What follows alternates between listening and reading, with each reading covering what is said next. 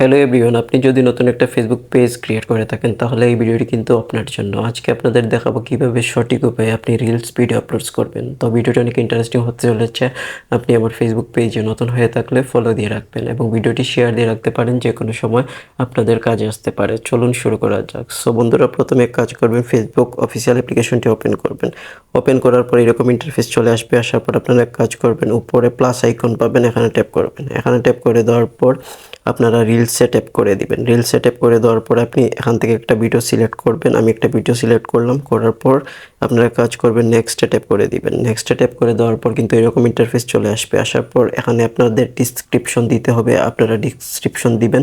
দেওয়ার পর আপনাদের ভিডিও অনুযায়ী হ্যাশট্যাগ দিবেন। দেওয়ার পর আপনারা কাজ করতে পারবেন, শিডিউল পোস্ট চাইলে করতে পারেন, এটা করার দরকার নাই। আপনারা কাজ করবেন এখান থেকে শেয়ার টু ইয়োর স্টোরি, এটা যদি আপনাদের অফ থাকে তাহলে আপনারা অন করে দিবেন।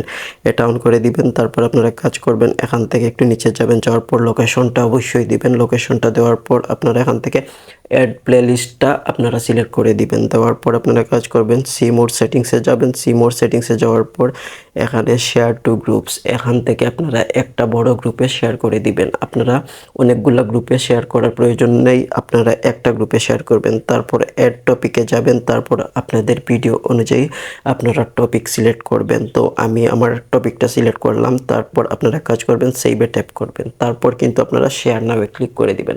এভাবে কিন্তু সঠিক উপায়ে আপনি যদি ভিডিও আপলোড করতে পারেন তাহলে কিন্তু আপনাদের ভিডিও সাজেস্ট ফরিতে যাওয়ার সম্ভাবনা অনেক গুণ বেড়ে যাবে।